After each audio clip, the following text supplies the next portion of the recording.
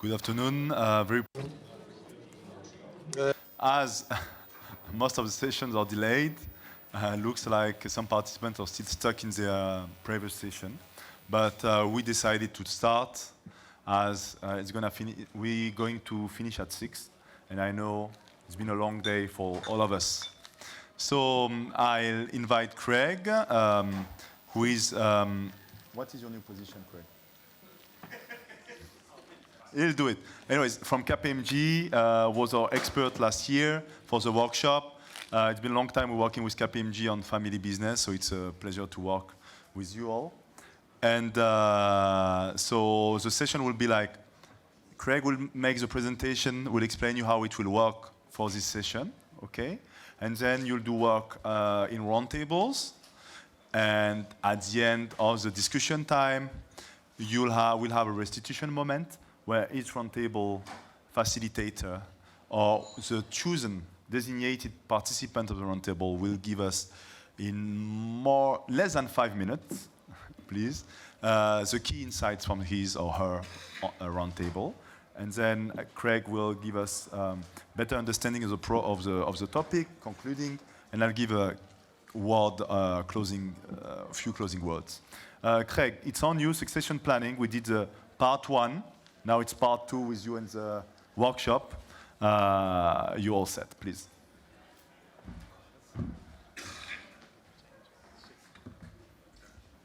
Thanks, Hakeem, and good afternoon to everyone. Just to introduce myself as Hakeem asked me to. So I'm a director with KPMG Private Enterprise. I'm with our Global Center of Excellence.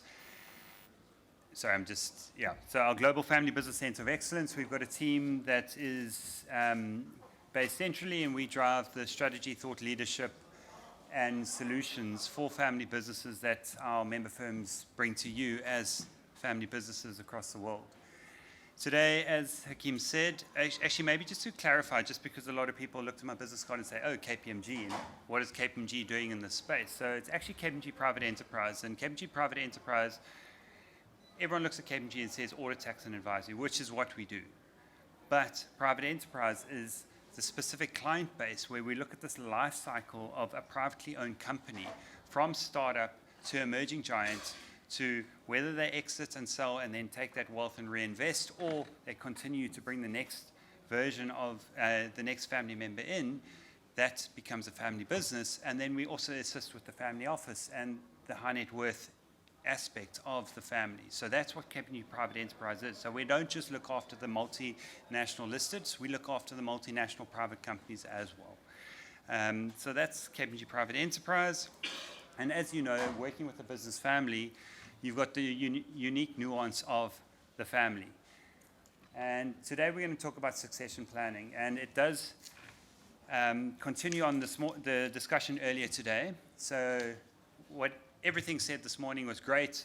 I'm just going to take a few of those points and just enhance them a little bit more. So the first item is choosing the leader at the right time.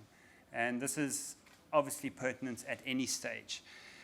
I also need to note on the slides, there are some quotes from family businesses. We obviously had to sanitize them because some of the family businesses are not always happy to have your identities known, which we totally understand, but the quotes are incredibly important. And please, they're probably too small to see, but hopefully you do get the slide pack afterwards and you can read the slides.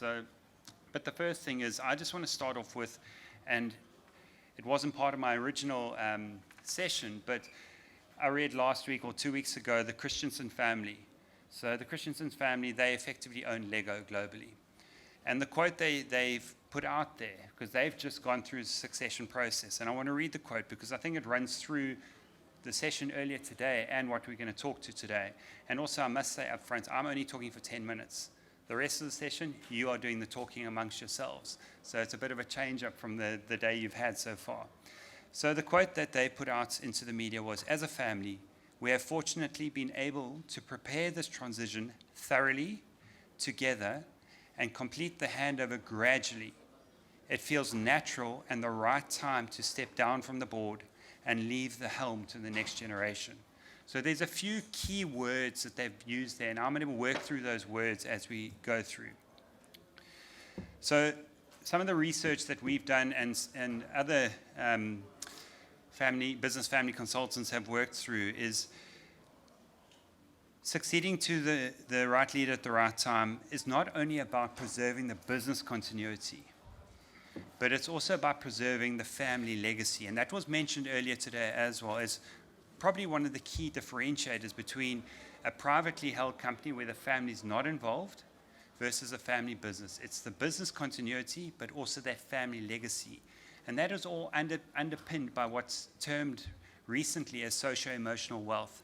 So the emotional attachment the family has to ownership in the business, managing that business, that is that key dynamic, and that's that dynamic that drives the emotion when it comes to making decisions within a family business. Another key point that was mentioned earlier today, it is a process. I just want to take it one step further and say it's a continuous process. So the thoughts within business families that are doing a succession planning for the first time, they think it's a once-off event. Then we say it's a process. But it's actually a continuous process that never ends if you do it properly. And that's the key point. So some of the key questions that we would ask a family business when they are looking to their succession planning is, the first is your business fit for the future? Let's look at the last couple of years. A lot of family businesses have had to re-look at their business operations. Digital transformation has been sped up exponentially. So is your business fit for the future? Then from that is, do you have a successor in mind who can take your business and make it fit for the future? And then the third question we have is, do they have the capability? But it's not only the capability.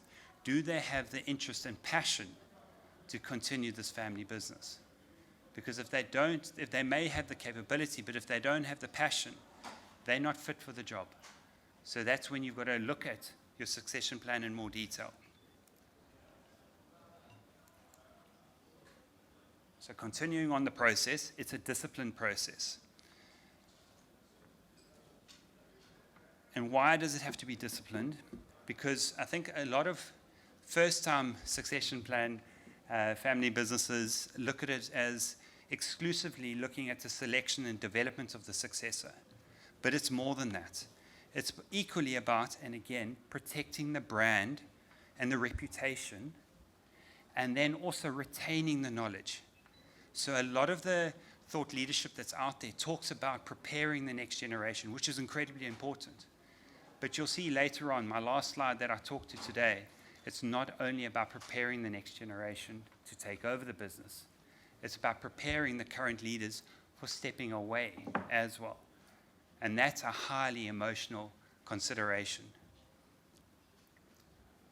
And I should have mentioned earlier, I'm not going to talk to all the points in the slides, but you can't just let the current leader go either. Retaining that knowledge is incredibly vital. So you've got to find a role for them to ensure that knowledge is retained within the business. And I think during one of our studies that we did as well is during COVID, and it was one of our studies during COVID, is that the current generation leaders all of a sudden were awakened to the fact that they've actually got to start preparing the next generation because of the digital transformation that was happening. And they weren't the right people to do it. But the next generation also said, but hang on, we've got no experience in terms of managing a crisis. The current leaders have already been through other crises in the past, so we've got to learn from them from that perspective as well. So it's retaining that knowledge. And then the last 2 points are documenting. Documenting is incredibly important. If you think of governance 101, document all processes. But for me, more important than documenting it is communicating your succession plan to the entire family, not just the next generation, not just to the current leader. And also it mustn't just go into a drawer and sit there, because what happens, you've got to expect the unexpected, and that was also mentioned earlier today. How do you plan for the unexpected? You can just do your best at planning. And for me, it's about communicating to the whole family so everyone knows where they stand, and you manage expectations, and it helps manage the emotion.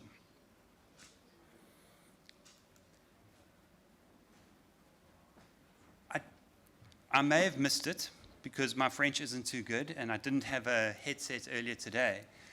But one of the key trends that we are seeing globally, and I think Africa, if we bring this into Africa, we've got to realize you've got to make the courageous choice. And what does that mean? That means moving away from cultural and traditional norms. And I know it's incredibly difficult. But the successor can't just be the firstborn in the family anymore. There's multiple reasons for that. It's not just the fact that they may not be capable enough, but they may not want to be there either. That's probably going to cause more harm with them not wanting to be there versus just someone lazily taking over the CEO, and potentially you can build a team around them for the business to continue. But if that CEO does not want to be there, you're doing more harm to the business and the family dynamics at the same time. So it's that courageous choice, looking beyond the family, potentially. We are dealing with business families here, so the first port of call will look at the family. We're not saying that's wrong, but if there's no one that's capable, and I'm going to mention again, no one that's got the interest or passion, then you need to take a step back and look at what the other options are. Other options are, and it was mentioned this morning, the non-family CEO. There's nothing wrong with that. The family can remain owners. You bring in the non-family CEO. Sometimes it may skip a generation.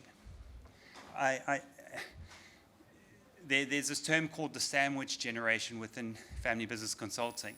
And I've gone totally blank now. The current king of England, he is the prime sandwich generation, where the queen, she passed away at such an old age and she maintained the throne for so long. Her grandchildren should actually be stepping in as the next leaders. So it's that sandwich generation where sometimes they may be capable, but they're actually not interested. So skip the generation. There's nothing wrong with that either. So it's making that courageous choice. And it was touched on for quite a bit earlier today, the role of the trusted advisor. So I'm just going to pick on it again, and this is where my sales pitch comes in, is that trusted advisor, what do we bring? We bring independence. We bring a facilitator role where we can help manage the family emotions, help keep the family on track in terms of what is your shared purpose, what is your definition of success, how are you going to achieve that through your succession process that you're undertaking at the moment. Another point which I don't think was mentioned earlier today, but it's incredibly important to mention is your trusted advisor, we've got many frameworks that we work with. But what's important about those frameworks is they are incredibly adaptable because you work with one family, you've only ever worked with one family. Each family dynamic is unique. But we've got the frameworks and the experience, and we bring the experience from the other families to the table from a succession planning perspective.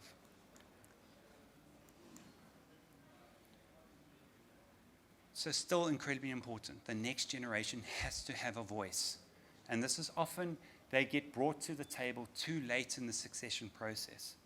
It's as the current leader wants to step out, or there's been a fight, or we've seen it during COVID. The current leader passes away, and the next morning, who's the next leader? They must be given a voice, and that voice can come in many forms. It can be ideally they should be part of the succession planning. You can give them roles within the business. It doesn't need to be the leadership role from the start. They can work their way up the business, and that's generally the better option that we see leads to success. What are the benefits? They bring that different perspective, that different outlook. They are leading the digital transformation. So embrace that as a family. Their level of involvement, the last point there is bring them in slowly. You can't just throw everything at them at once. And also, if they're not the right person for CEO, is there another leadership role within the business family? Could they be chairperson? Could they lead the philanthropic activities? Are they better suited? Are their capabilities and their passion better suited in that space? Because you can still bring in the non-family CEO and give the family members other leadership roles. Can they lead the family council? It's as important a job as the CEO.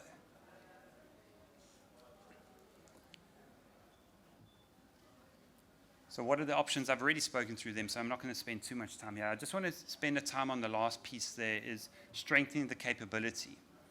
So if the family does not continue as management, you've got to strengthen their capability as responsible owners to maintain the familyness of the business. Because as the shareholders, they will be feeding into the management of the business who are non-family members.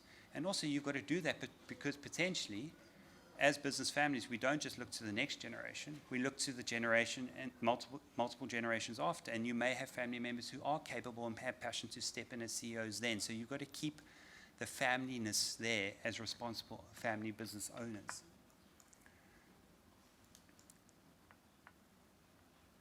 Okay, so when to pass on the baton, and Hakeem mentioned this earlier as well, no one's got the crystal ball. But this is where I'm going to bring back the Christensen family's quote. Fortunately, we have been able to prepare this transition thoroughly together and complete the handover gradually. It feels like natural and at the right time to step down. And this brings me back to the point that was mentioned earlier, and I'm just enhancing it. It's a process. But for me, it's a continuous process. That the right time will happen, and the family will know when that right time is. And unfortunately, there are events when it will happen with no one's control. But if it's been a process, it will be a smooth transition either way.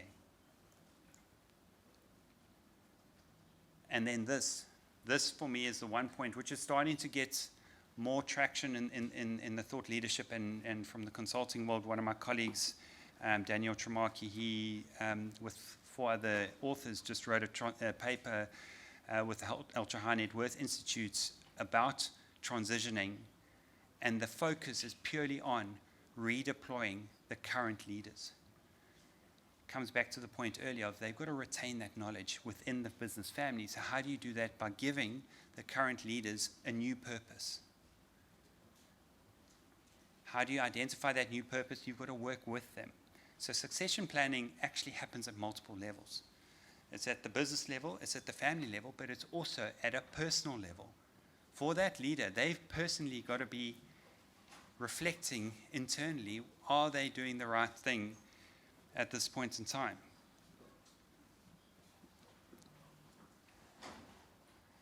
The last point on the slide there, they must be given a clear purpose. If they're not given a clear purpose, that's when the interference comes.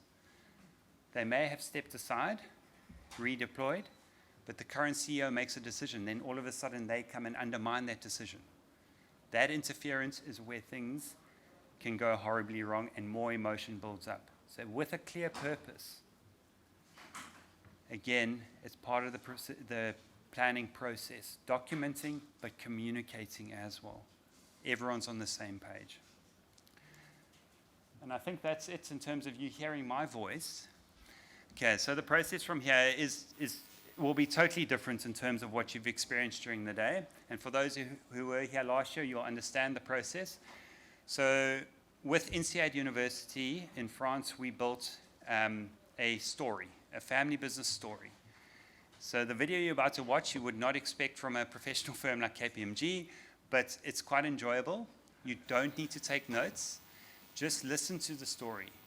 The story touches on so many issues that family businesses experience. What I do need to note up front, obviously we developed it with INSEAD, so it's got a very European feel, but the issues are global, okay?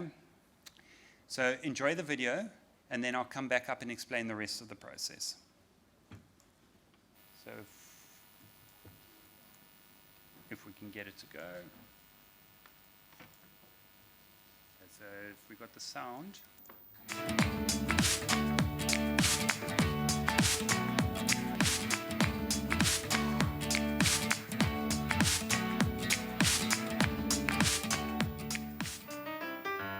In 1954, Thomas Sages opened a small grocery shop in his hometown. Thomas was passionate about offering quality food at a good price. He built good relationships with a network of farmers who could provide fresh fruit and vegetables at a good rate. Moreover, Thomas paid particular attention to the service his clients received in the shop. Demand was high. He soon had the opportunity to open a second and then a third shop in different parts of town. A business was born. During that time, throughout the US and Europe, the first supermarkets were getting off the ground. Thomas travelled to learn from these businesses firsthand, and he soon decided to open his own supermarket. The business took a new turn. Now the industrialisation of his concept could start. Buying land and building the supermarkets required funds. He turned to his family and friends to seek capital, and to his local bank for a loan. His parents gave him part of his inheritance, and one of his friends, David, contributed to a capital increase. Thomas also started to develop franchises. During these years, Thomas recruited talented managers from other companies and set aside 10% of the capital to reward them. Thomas's wife, Martina, always supported him in his ventures. Their friend David was often invited to his home with his wife and only son, David Jr. It was on these occasions that Caroline, Thomas and Martina's daughter, met David Jr. They married in 1976. Thomas invited his children, Charles, Caroline and Timothy, to join him in the business. At the same time, he gave each of his children 5% of the shares in full ownership. The rest was split between the managers, David, Martina and himself.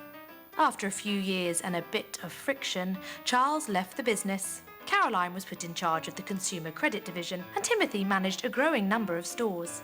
Thomas celebrated his 80th birthday surrounded by his whole family, even Louis, his son, born from a short-lived first marriage. Thomas was still very active in the key decisions of the business. However, he was less prone to taking risks and started to disagree with his children on strategic issues. The company was slow to adapt to new market conditions and was losing its drive. From the outset, the business had a legal board of directors consisting of Thomas, Martina and David. When his children joined the company, Thomas invited them to join the board. In 2004, David Sr. passed away. His shares went to David Jr., who then replaced him on the board. Caroline and David Jr.'s older children, Jim and Lucy, were invited by their mother to join the business. During that time, their younger son Peter had started selling high-quality wines on the internet. He had approached Timothy to talk about possible synergies with the Sages Group. At this point, Timothy felt they needed to take action to prevent the business and the family from facing major issues in the future. Urgent reflection was required on strategy, and the board of directors was not fulfilling its role. What could be done to restore the impressive business dynamism that they had in the past? A number of questions still surround the future of the company. How to finance the growth and the international development? Should Timothy accept all the cousins who showed an interest in the company? How should Thomas's shares be distributed?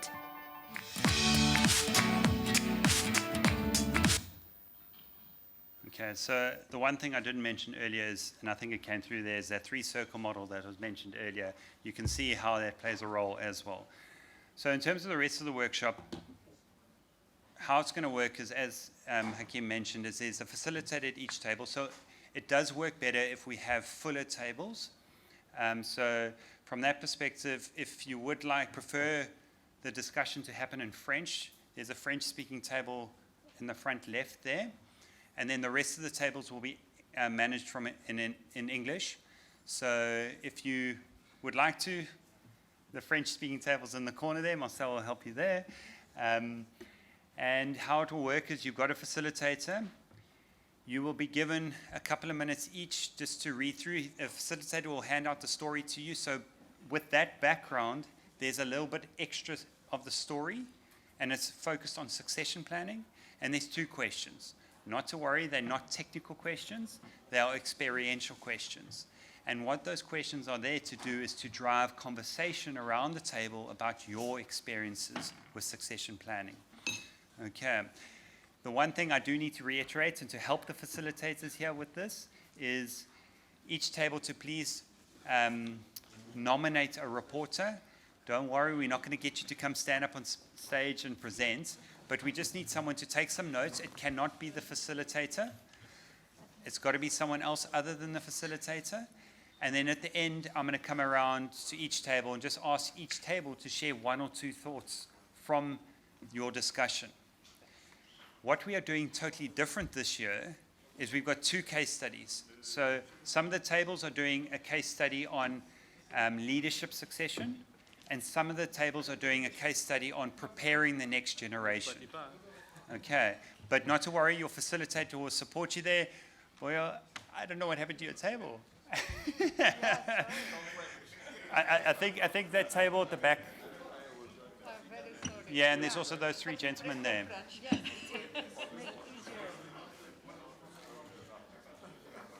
Sorry. Hakim, we may need 2 French-speaking tables. Definitely better French. Yeah.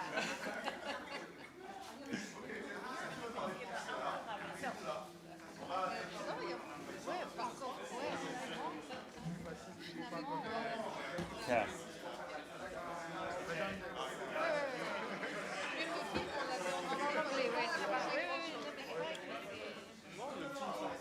Maybe they can come in.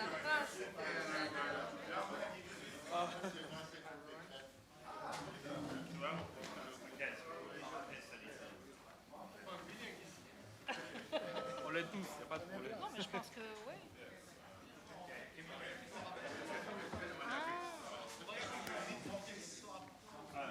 On va reporter le problème parce que lui, il parle pas français. We can report in French.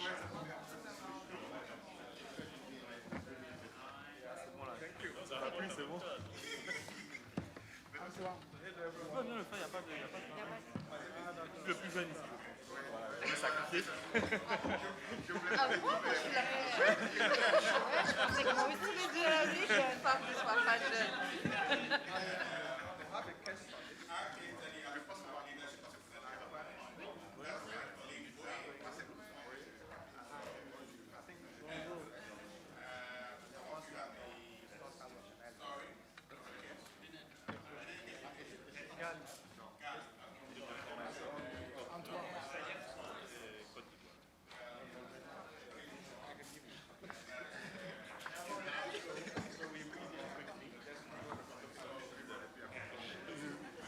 Dis-moi si vous Maroc, ex-DG d'un groupe familial, il passait 10 ans dans un groupe familial, il est les 500 champions africains, il est totalement Morocco, et j'ai quitté pour les mêmes raisons, pour les considérations familiales.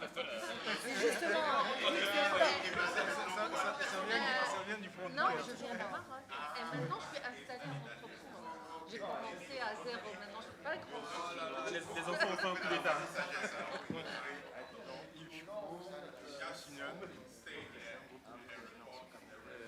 Dans les pays d'Afrique. Cameroun.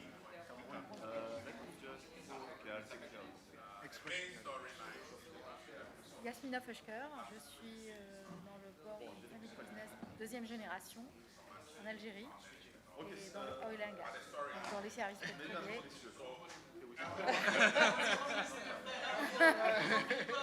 Ah oui, donc voilà. Bon, donc, Et moi, c'est Yann Mondon. Yann Mondon, je suis pour Invest, c'est ça. C'est un aussi. Être comme famille. End of the day. Qui a été créé Okay, so par comme what I propose is what we do first, voilà. Et donc à côté, donc, on a un famille qui s'appelle de l'avoine d'ici. and after Et bien, we read the et case, de l'immobilier. and there are two Et questions. donc, c'est la deuxième génération. Okay,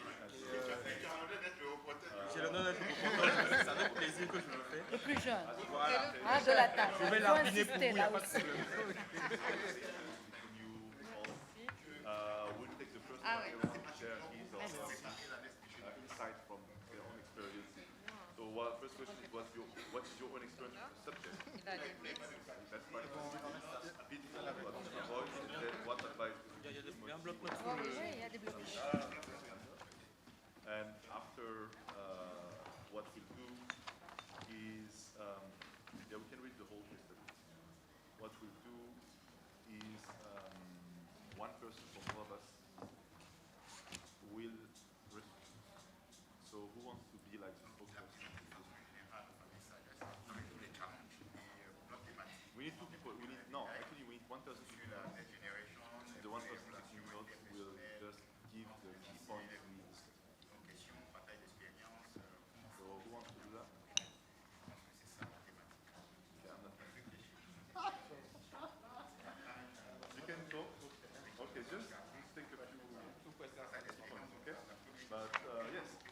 start so by the introduction first.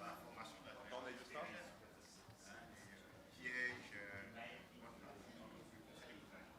Quel conseil vous donneriez à ces personnes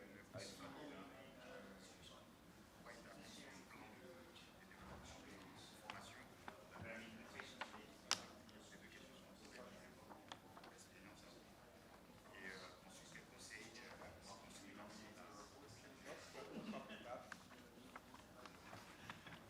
Ce qu'on écrit là. expérience qui est bien, c'est qu'elle est ouverte. Donc, on est 5 minutes à chaque fois pour réfléchir. Ok. Très bien.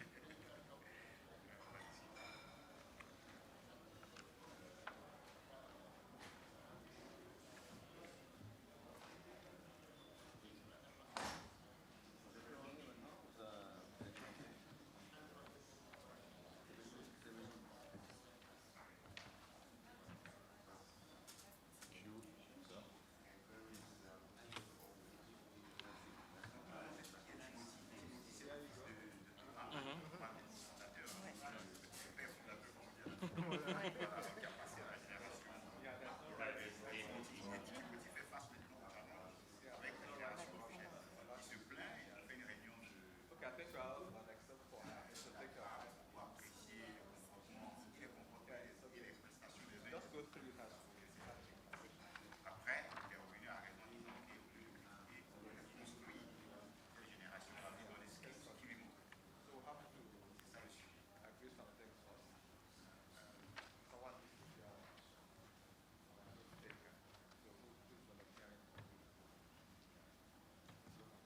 C'est ça le sujet.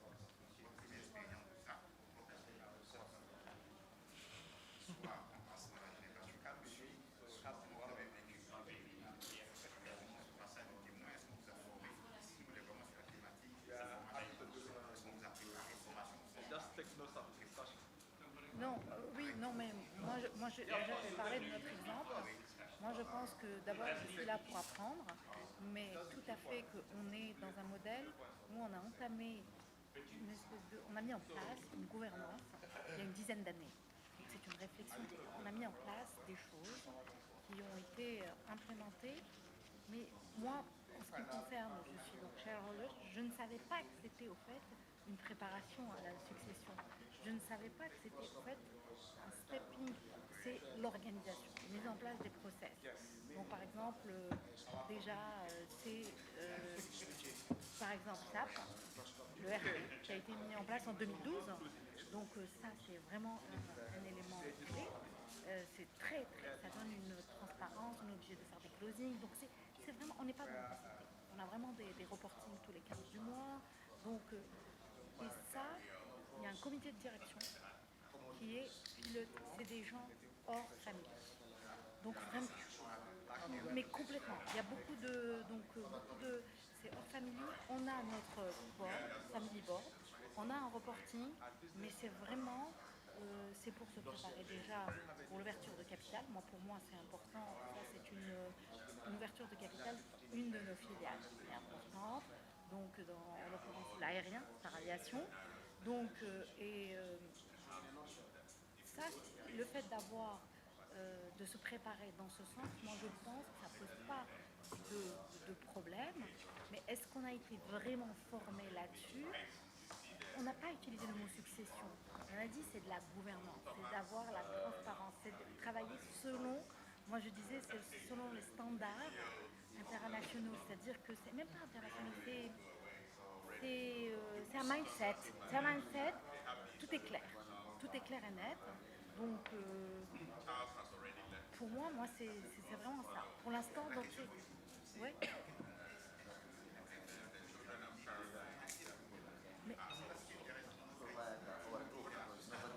on est dans un modèle où moi, par exemple, mon père est parti en 2020. Donc, mon papa est décédé en 2020. Donc, en 3 ans.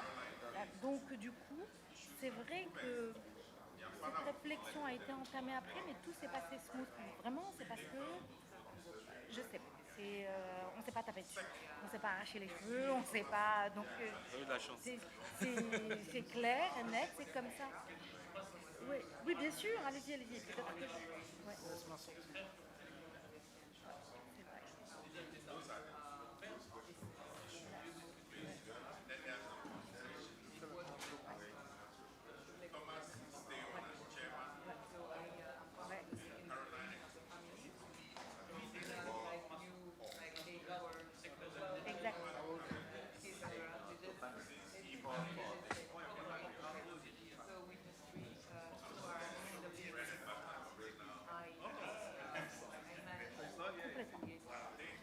je conseille toujours, moi je le dis, c'est de mettre vraiment des garde-fous, être dans la, je vais vous dire, l'ERP, beaucoup de résistance, on a mis du temps à mettre en place ça, et c'est par les différentes BU, on a donc, les différentes BU ont des DG, ils sont complètement autonomes, mais ça met en place, donc il y a des choses, on a la holding, c'est un peu, ça fait family office, et donc, on a nos intérêts, nos dividendes qui gèrent, mais tout le reste, c'est du. Voilà, si un de nous décède, bien sûr, on en prend de l'âge, et ben, notre génération, nos enfants vont arriver, s'ils sont intéressés, ben, c'est très bien, qu'ils restent, qu'ils s'impliquent, s'ils sont pas intéressés, la machine tourne. Il faut pas, moi je pense qu'il faut laisser une machine qui doit tourner, même si on disparaît de cette vie, physiquement, il faut laisser des. Non.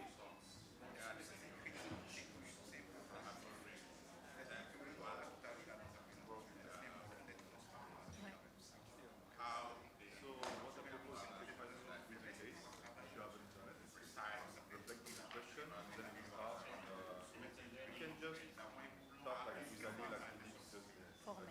Moi, je pense qu'il faut, c'est une histoire de wording. Comment utiliser le right word, comment appeler. C'est vrai que l'action est là, mais c'est dire qu'on prépare. Moi-même, c'est vrai que moi, je pense que. Oui, non, mais tout à fait. Ça, c'est on peut le mettre dans l'axe d'amélioration. Pour communiquer, voilà. Ça, c'est. Ouais. Oui, moi, c'est. Voilà, comme j'ai dit tout à l'heure, j'ai passé des concours en familial. Donc j'ai connu le fondateur, mais bon, au moment où j'ai commencé à travailler, c'était en 2005, donc il y a déjà quelques années. J'ai côtoyé les enfants qui sont deux qui sont actifs. Il y avait 4 actionnaires en termes de connaissaient les enfants. Et avec les deux, ça se passait très bien. Et c'était des vrais visionnaires. Un, il était visionnaire. On était un petit groupe régional au Maroc. Il avait la vision d'être un groupe national à l'échelle nationale, d'aller en Afrique, au Sénégal. Et donc, pour pouvoir faire ça, ben, il avait pas d'autre choix. Donc, il a mis les pour pouvoir ouvrir le capital, pour que les gens ils fassent confiance, ils font confiance. En 2011, il y a eu la rentrée de la SFI avec nous. Donc on avait le choix entre la SFI, finalement, on a choisi la SFI. On trouve des gens pour faire confiance, on va partager. Well, of course, I agree with what John said. I think that the process should start now that Thomas is still here, and that he should wear a seat. He should stay as the president of the company, non-executive. He should first give to Timothy the chief operation job, COO, and to Caroline to be some sort of CFO. So she was already created. And I join what John said in terms of they should convince their father that the market has changed, so asking for a new Je market. comprends très bien ce qu'il dit. The market, Mais dans les faits, oh, c'est mon bébé, c'est bon. moving forward with their ideas, and maybe after that, they could either one of them could step up, or they could just be a co-president or co-executive. 20 managers, parce que, y compris les militaires. Parce que jusqu'à 2001, Thank you. Do you mind if I express myself in French to make sure that parfait, merci. Alors, ça c'est un case study qui c'est-à-dire il y avait est très typique. Très typique parce qu'on retrouve ici une famille qui font ce que j'appelle de 2000 en Afrique la succession en nombre de et celles. la transmission. Dans 6 ou 7 actifs qui Parce travaillent. que ces deux notions Donc, bien c'est séparées. on fait l'évaluation des compétences. La succession règle les questions Qui avait familiales au sens pur de la famille, oui, et c'était moi. règle les problèmes Il culturels, m'a dit, règle les problèmes culturels Hors famille. et ça, elle se fait. hors famille. J'avais un vrai La transmission va traiter des questions d'affaires, personne. la continuité des affaires, la pérennité de l'affaire familiale. Parce qu'il y a 3 actionnaires. D'accord? Et c'est Et donc, là dans cette commission, il y a tout le des problème administrateurs de libres, ce indépendants, cas c'était où juste avant. les deux termes se retrouvent mélangés. Je trouve toujours très compliqué d'être en même temps juge et parti. Comment faire en sorte que tes enfants soient en même temps tes employés et en même temps tes parents? Ça rend la tâche. Mais Parce que moi, j'ai essayé et tous mes ça marche pour vos enfants. ma directrice, Génération mon contrôleur de gestion, N-1. les DG de toutes les filières. À la génération N-2 ou Les N-2. enfants. On me On parle de descendance. La génération N-2. Qu'est-ce qui se passe? Vous avez votre Caroline qui va se marier, Timothy qui va se marier, qui va faire En tant que shareholder. avec un autre esprit qui ne sera pas nécessairement l'esprit de la famille. Comment vous arrivez à faire en sorte que chacun se retrouve et que le business reste un La première Ça, fois, c'est un gros problème.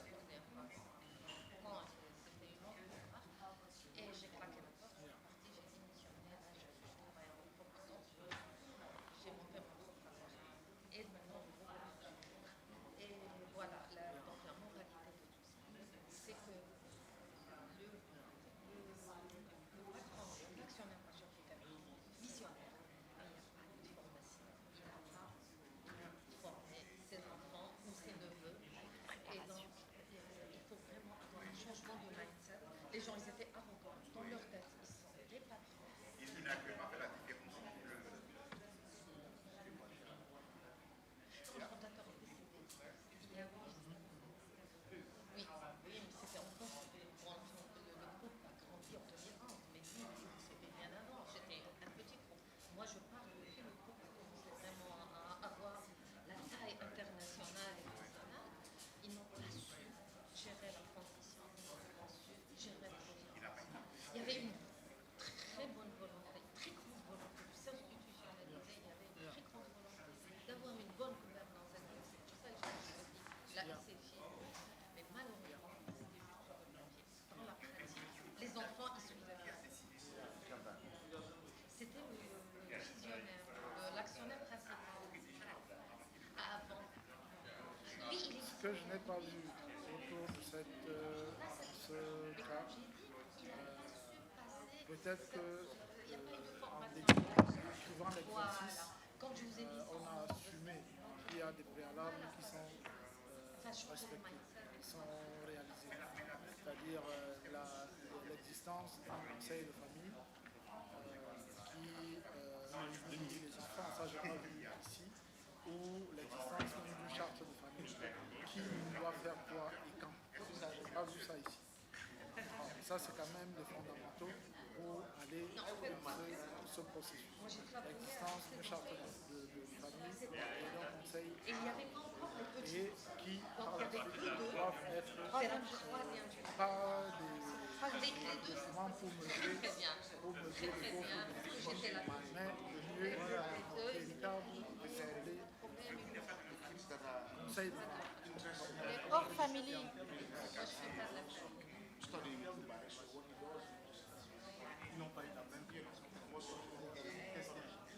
Non, parce que la deuxième génération, ils sont proches presque des fonds. Parce que le fondateur, quand il est décédé, il a dit pas vraiment République confondable. Moi, l'extrême c'est la deuxième génération. C'est eux les visionnaires. Il y avait les deux, mais moi je travaillais avec eux. Le groupe était très petit. Après, moi j'étais partie croissant. J'ai travaillé très dur.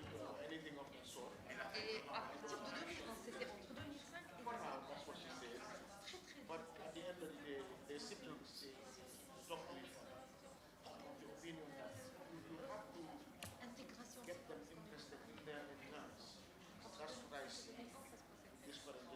maybe third, fourth generation, they didn't have the funds. Like myself, I was in get a degree. You know, of course, I didn't have a choice. My daughter wanted to do biology.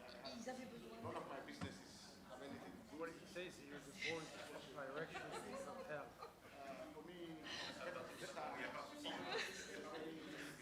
Not really. non-conventional. Everybody is there, but Of course, eventually, apparently the old guy, everybody's holding tight. Agricole. Avicole. No, nobody's stepping up. let them walk their way. You know, I also mentioned the issue of having subsidiaries. For me, that reduces my risk. It's never the case. You don't take them to the holding company and they destroy it. You take them to, you know, you test them, you maybe take them to the charity and see whether they'll give away all the money. Mon travail qui m'a la deuxième génération.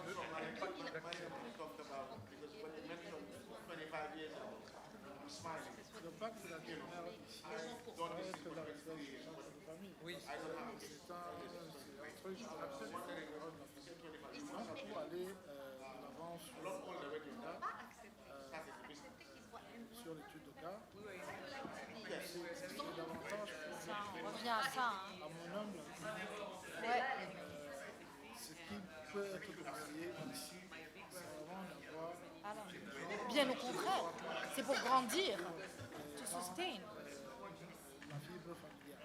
ça c'est une très bonne idée, c'est le fameux administrateur indépendant. Là, je ne suis même pas seulement dans l'administrateur. L'administrateur indépendant, c'est après, quand on a fini de faire la cuisine, le repas il vient gérer mais dans le business, comme je l'ai dit, it's so difficult. At the same time, Bien au contraire, exactement.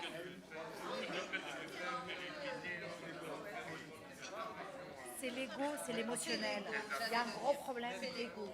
Quand on gère dans des choses comme ça, moi je dis, vous savez, c'est extraordinaire d'avoir des gens de l'extérieur parce qu'au fait, quand il va y avoir quelqu'un de la famille, ils vont se situer parce que c'est là où il faut supporter. C'est les petits, ouais, toi t'es là. Mais surtout s'il y a des femmes, ou s'il y a des filles. Elles ont pas le même nom. Ça rentre dans les trucs, des histoires à dormir debout. C'est pour ça que les histoires de dimanche. ah non, mais c'est horrible. C'est pour ça que Day One, Still have to run the nous, on a mis ça en place, c'est clair et net. C'est-à-dire que nos enfants, non mais ils grandissent avec ça. Pour eux, c'est normal d'avoir des gens qui ne sont pas des pêcheurs, qui sont à la tête et qui sont aux commandes. Quoi. Et ça, c'est important. And those guys, instead of even sitting in the board of directors, they should not even there. They have to choose either the employees or they are just working for the outcomes of the business outcomes. It's so difficult. I'm talking all that because I'm a business owner, working on case in terms of preparing succession. I'm preparing succession. Very, very important. Very important. You know, we are African. I don't know what is the culture in that country. Are you allowed to marry four wives? Two, three, I don't know. But in most African countries, I'm enjoying the conversation. Just to say 10 minutes and then we'll start wrapping up. So 10 more minutes. Keep going. Keep going. You know, you are now doing more outdoor stuff. I said, yeah, the dictator has gone. You know, so I'm like, you're more confident. I'm pretty sure he was working for you. What did you bring to the change?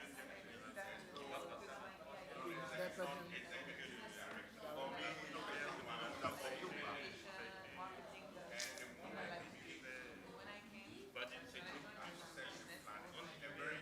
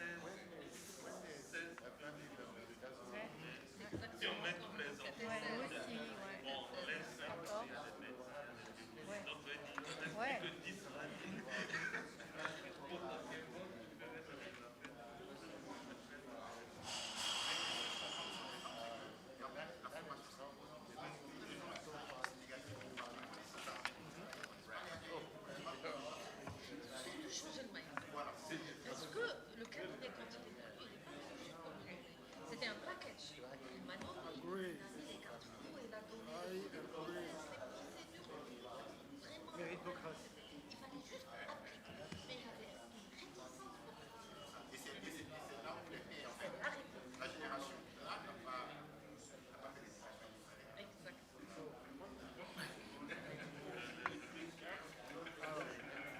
Ce que j'essaye de faire aujourd'hui, ce que j'essaye de mettre en place dans le cadre de cette préparation, c'est simplement mes enfants, j'en ai 4.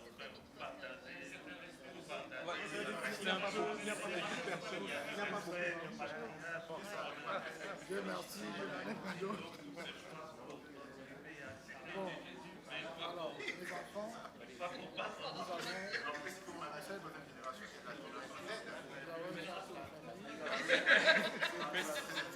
Ils sont tous c'est très juste parce que nous, on est quand même très jeunes.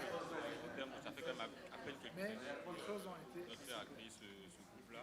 personne Mon frère et moi qui travaillons à l'intérieur, on était à l'étranger. veut travailler C'est quand on est rentré qu'il a vraiment voulu accélérer, booster un peu son business sur le côté. Et vu qu'il a un métier, on va dire, il a voulu prendre le métier, il nous donne vraiment un peu carte blanche. Et pour lui, la succession, c'est une obsession. La plupart, et donc enfin, j'ai 34 ans, mon frère en a 35, que nous dès à présent. Mais ce que vous dites est juste dans le sens où, on va dire, la deuxième génération, ils sont frères et sœurs, ils ont des souvenirs communs. Moi, je trouve que c'est important, ça, soit là en vacances ensemble, l'école, etc. Et il y a un lien qui est très fort avec le patriarche, on va dire. La troisième génération, c'est les cousins. C'est-à-dire qu'au mieux, ils se voient les week-ends, où on va. Non, mais c'est vraiment ça. Et en fait, il n'y a pas la figure tutélaire qui fait que, même si on a du mal à même si on peut avoir du mal à s'entendre, on va se dire ah mais à cause de papa ou de maman, on va faire un effort. Les cousins ils n'ont pas forcément ce lien en fait, qui fait s'efforcer en fait, de regarder un peu la chose. Puis moi je voulais un peu. Allez, je vais faire l'avocat du diable, je voulais ils monteront chacun. Non mais quand même, parce que sinon c'est pas drôle. Ça fait un peu pensée unique, etc. Bon, en fait, pour les défendre, en fait, je veux dire. Nous, par exemple, c'est vrai que notre père nous consulte beaucoup, etc. Mais il y a un côté, il y a une chape de plomb dessus, qui fait qu'il y a beaucoup d'affect, en fait. C'est-à-dire que même si on sait que ce qu'on fait n'est pas forcément intelligent, on ferait peut-être mieux d'aller prendre quelqu'un de l'extérieur pour mieux gérer le truc. Mais il y a un côté, enfin c'est notre bébé, on gère la boîte comme ça, on peut gérer la période de vacances, bien on se rend pas compte en fait que c'est un business, c'est des emplois, c'est des milliers de familles, etc. On revient à l'émotionnel. Oui, non, il y a beaucoup d'émotionnel. Il y a beaucoup d'émotionnel là-dedans. Il y a des choses, par exemple, mon frère il dit bon, peut-être qu'on devrait quitter là-dedans. Enfin, c'est bon, vous avez beaucoup de trucs. Nous, on est dans la industrie, par exemple. On a des hectares de production, etc. Mais être juste planteur, c'est pas drôle. Allons un peu peut-être dans la transformation, etc. Mais le père, il va se dire je me suis mis en botte, je suis dans la plantation. Mais il y a beaucoup de ça. Je suis allé dans la plantation. C'est moi qui ai découvert la plantation. Je ne veux pas la lâcher, ça. Ah, bien. On sait qu'on perd de l'argent. C'est pas grave. On va bouger. Mais, et ça, la deuxième génération peut aussi avoir ce côté-là. La dame, elle est bien gentille, elle est compétente, elle a pas je sais pas quoi, elle a fait. Mais t'étais pas là quand on a galéré au début. Là. Et quand je voulais les défendre, il y a beaucoup d'affect, beaucoup d'émotionnel. Qui fait qu'ils prennent pas beaucoup de recul. Ils font mais vraiment, je pense vraiment que ça manque aussi beaucoup vraiment de formation. Éducation au sens. Moi, c'est le contraire. Voilà, non mais c'est exactement, c'est vrai qu'il n'était pas là. Moi je suis rentré dans le truc en 2020, quand je l'apprends, on est en Afrique quoi. Il y a le côté, quand on a le nom de famille du fondateur, même le gars qui est au-dessus de toi, parfois il peut un peu se... Non mais vraiment, il a peur mécaniquement. Même si tu rentres en tant que stagiaire ou je sais pas quoi. Le fils de Dieu, donc bon, on fait quoi? Non, il y a beaucoup de ça. Moi j'ai travaillé 5 ans à l'étranger avant de venir. Quand j'arrive, je suis au stade où je suis, enfin, t'es mon parcours. Puis à mon frère, moi, il m'appelle, il dit bon gars, c'est pas tout à fait ça en fait. Il y a les gars qui arrivent, ça fait la carte, un peu le truc qu'on fait. Donc il faut dealer avec ça. C'est un peu compliqué. Et parfois, il peut y avoir des top managers qui vont eux-mêmes naturellement se mettre en dessous de toi. Parce qu'il se dit, enfin, c'est vrai que c'est mon N-1, à la fin de la journée, c'est le fils de l'actionnaire principal. Ça y est que, enfin, lui, il bouffe le dimanche avec le grand patron. Ça y est que je sais pas. Non, c'est ça. Ok. Non. Elle est bonne, celle-là. Il y a un peu. C'est que toi, vendredi soir, tu rentres chez toi, c'est que lui, samedi, dimanche, il voit son père, quoi. Qu'est-ce qu'il va nous raconter? C'est vraiment. C'est ça. Et en Afrique, c'est vraiment. Mais vraiment aller chercher des compétences là, ouais, ça. Oui, complètement. Vous me téléphonez. Je viens de recruter un ambassadeur qui dirige l'activité logistique portuaire.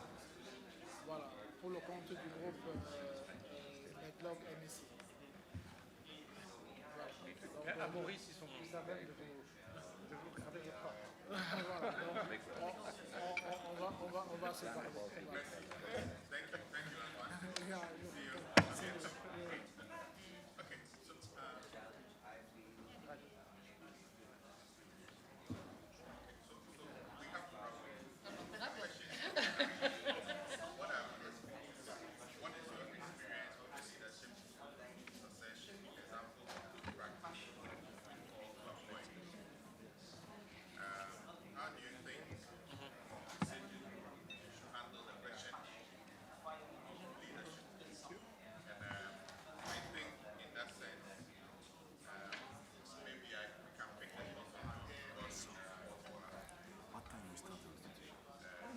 Mais ça dépend, c'est quelle génération.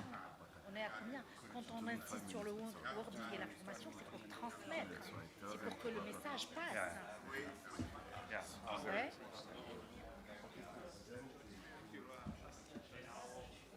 ouais.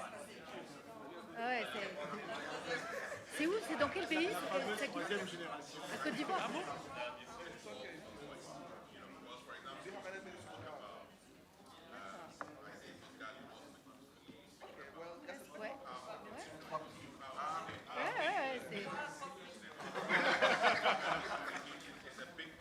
Okay, so 1 minute and then we'll go around. 1 minute. C'est les bons gènes qui sont là. C'est les bons gènes. Oui, c'est ça.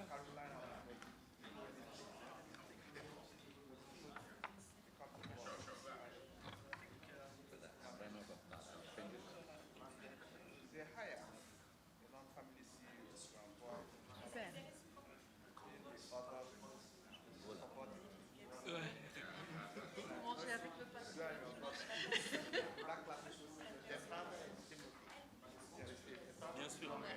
Je pense parce que je pense.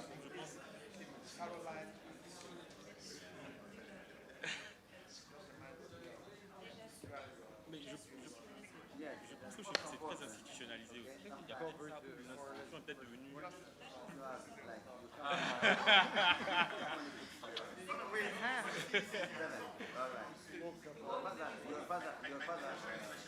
Institutionnalisé, en fait, que la boîte soit plus grande que ceux qui.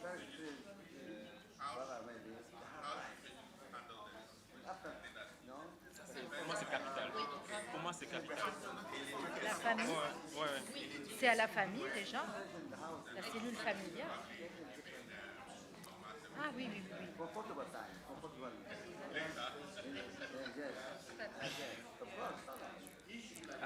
I really hate doing this because I really love the discussions that I'm hearing. But we do want to respect everyone's time of 6 o'clock. So I apologize. Okay, 1 more minute to wrap up. 1 more minute. Ils veulent pas intégrer. Ouais.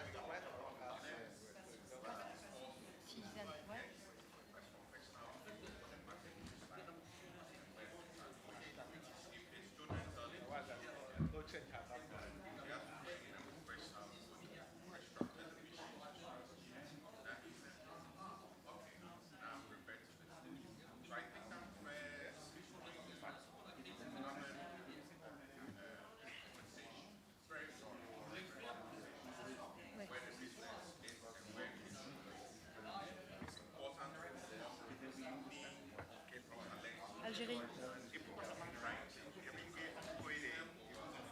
All right.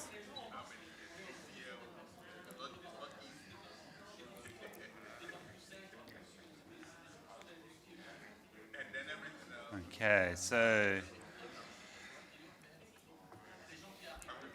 I really appreciate. So I'm going to ask everyone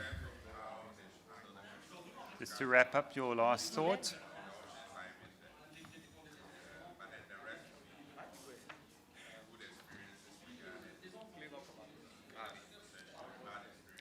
Okay.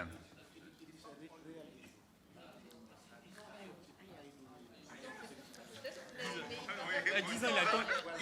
So which table would like to go first? 10 ans, il s'est marié, il a fait des enfants au Sri Lanka, il revient plus. Dory, all good. Okay, you doing French. Excusez-moi. Excusez-moi. Sorry, C'est les francophones en général. you have to meet at Capella. So basically, we give the floor to Craig. I know it's conversation ongoing, it's frustrating and stuff like that. But I saw you all exchanging business cards, right? So it's not the last time you're meeting, if I'm not mistaken. Yeah. Hopefully, for sake of Africa, do business. Anyways, so sorry for interrupting the person who was speaking. Okay, please accept my apologize. All right. So what we do, Craig will give us a wrap up, and then you can discuss this conversation later. I mean, at 6, the room will be free. Yeah. You want to stay here until midnight? But we are meeting at 6. On a un dîner ce soir, t'es gentil, mais bon. Okay, so we give Yeah. the floor to Craig. Thanks, Hakim. Yes, one last thing, please. May I ask everyone for the attendance list? If you have a business card, please give it to me or give it to, put it somewhere. Then I know who was here, okay? If you don't mind. Because we have a problem with the budget. All right? So, yes, thank you for this. And it also help for Hakim to share the To share the slides. Yeah. So I do, just like Hakim, I really struggle to stop the discussion at the table because it's great to hear. For me, that's my immediate feedback, is that there is discussion happening, which means the topics we are talking about are topical and everyone's learning from each other. So for the reporters, don't worry, you're not coming up on stage. I'm going to go around the tables and I would like the top 4 points from each table. So if the other table has mentioned some of the points, just go through your list. Let's start with 3. Let's start with 3 points, and then we'll come back to the tables. Okay. So I'm going to start, Hakim, with your table. Just remind us which case study you're doing. We have a case study on So developing the next generation leaders. So there's a microphone on your table.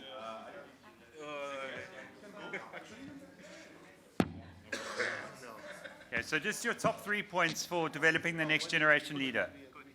All right. Good evening, everyone. Ayo Adegboye. Okay, can we listen to the presenter?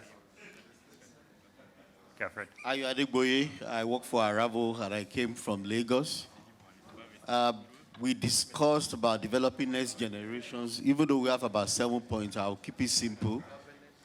Number one thing we talked about was adapting the Sage family scenario to Africa environment. And we have a relatively tougher environment where going to the best school does not necessarily mean we'll be a good entrepreneur, but you need to have street credibility and to actually understand how the business is run on the street. The second one we discussed was getting the next generation to be extremely motivated about the business, which means they need to have passion for the business. That alone makes it a lot easier for them to fit in. We also talk about the modernization and digital transformation of business by the next generation. They say this again would be someone like Ali as a very good example, whose first generation was entrepreneur, but he was able to transform the business, leveraging on technology to industrialize the business environment. The last one is what legacy is the first generation want to leave behind? Is it purely business, survival, or some core values they want to leave for the next generation behind? Those are the few areas we touched on. Thank you. Very, very, very much on par in the sense that what we're seeing at the moment. And the legacy piece, I think the key aspect there, and I'm going to use some terminology, is it business first or family first? And that's a key consideration. A lot of people are 50-50, but it will come down to when you pass it on to the next generation. Are you really business first or family first? And that will make that call whether you go and say it is the best person for the job, or I'm going to make do and just be happy with the family member is the next person for the job. Not to say they won't do a good job, but that will clearly delineate. And I think I've got a question back to your table, if you don't mind. And I sat there for a little while, getting the next generation passionate. For me, that is a family-first approach, because what you're saying is you want family to be the next leader. So would your table, well, and I know there's different families there, but would your table agree that then you are leaning towards trying to get a family member as the next leader? So family first. So we have a table that has first generation Yeah. and second generation. So he is first generation and is very rigid in his approach. Try to make the next generation interested, and he was intentional about it. And I love the line he called the passion. It worked for him. So, but unfortunately for him, it's a second generation trying to get the third generation. And it's not the same experience. So when his father was running the business, his dad was like, there was no advertisement, everything was streamlined. But now, he's now producing Ferrari, buying Lamborghini, and doing all the rest of the business. So, you see the different dynamic. And she also came with a marketing background. Again, she has expanded the portfolio of business as a second generation business owner. So we have different niches. But the conversation turns around making sure your family members succeed first generation. And you've also highlighted a very important point about the process of succession planning. I said it's a continuous process. It also doesn't need to go down one line. One generation to the next, it could be quite strict, but then as the next generation comes along, it's got to be adaptable to see what the next generation is, especially when you go from second to third to fourth, when you get that cousin consortium, you now got branches of families that you've now got to try and accommodate. So that succession plan continuously reviewed and reconsidered depending on where you are in terms of that, the family business generation. Okay, thank you. So which other table did the next generation, preparing the next generation? Yeah. Okay, so I'm going to need someone to present and translate, please. Okay, quickly. We're going to do it in French. Sorry. Okay, so can someone translate for us? I mean, Abidjan is the fourth biggest francophone city in the world. Let's speak in French, guys. Okay. I apologize. Okay, so 3 points. Okay. Let's try to do it in English. Our first point is that it's important for us to have a smooth transition, prepared transition, and to have, how can I say that, some rules. And in these rules, the second or the third generation, they're gonna follow these rules.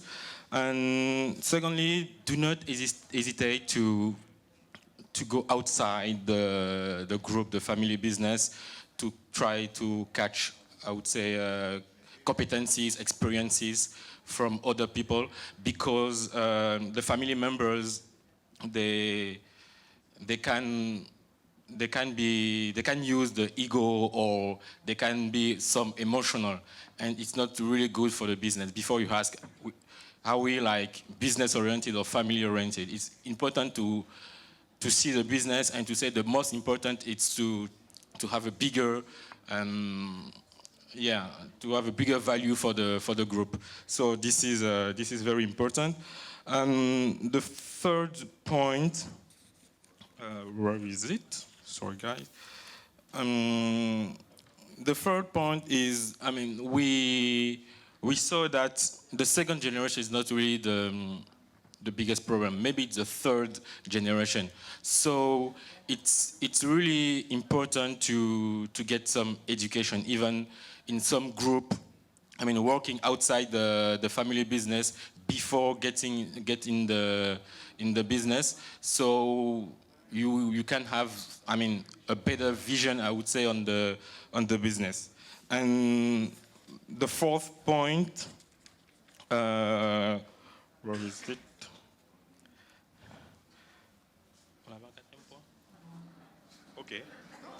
Okay. I speak too much apparently, so I will give the mic to someone else. No, but I think you've made really good points there. And I just want to continue with the education piece.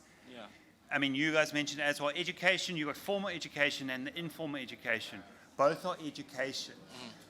But also allowing a family member to go and work somewhere else is also education, and it breaks the kind of blinkers that a family business may have to widen their views as well. So I think that's important. We're running out of time, so I'm going to move on quite swiftly. If I can go to the back table there, please. And you guys dealt with leadership succession, hey? Okay, so your reports are 3 points, please. Okay, so I think the first point we realized was that the family had a problem from the outset because the board did not help, it says. They were actually made up of all family members. So from a governance perspective, there was no influence from any outside executive directors or even NEDs. So we thought the first way forward would be to get some advice from outside, have advisors come in, create a form of governance. Also to help the founder, Thomas, understand where the markets are, to do some kind of SWOT analysis and understand actually where is that business model in the current economic environment. Get feedback from the family and understand what is their joint shared vision of where they want the business to be in the future. And then understand what they need to do to get there. And that might help Thomas agree that certain things need to change in terms of how the business needs to be run, how it needs, which direction it needs to go into. We kind of thought, well, maybe Timothy would become the CEO if he's competent, capable, and willing to. Caroline might become the CFO, given her credit background. But those things were not given. It was for the advisor to really understand, having done the actual research, would they be suitable to take the actual business forward in those roles. We touched upon the difference between succession and transmission. Succession being ultimately culturally understood and more emotionally biased, whereas transmission is more around the numbers. Business focus needs to be unemotional. One of our participants, one of our team, who's not here, said that he's going through the same process at the moment. Spoke about if the children were not capable of being the leaders in the business, then should they just accept to be employees?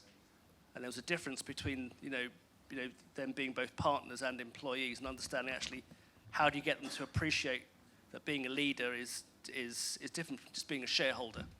You can be a shareholder, you can be a passive shareholder. You don't necessarily have to be the leader if you don't have the vision and the ability to take the company forward. Something which we spoke about, which is not directly answering a question, but the character of Thomas. Is he so strong that he's kind of bullying them and at 80 years old, still running the show, doesn't let them share their thoughts? And that can be that's something which I see in my day-to-day role anyway. Patriarchs are just very, very strong in their views, in their opinions.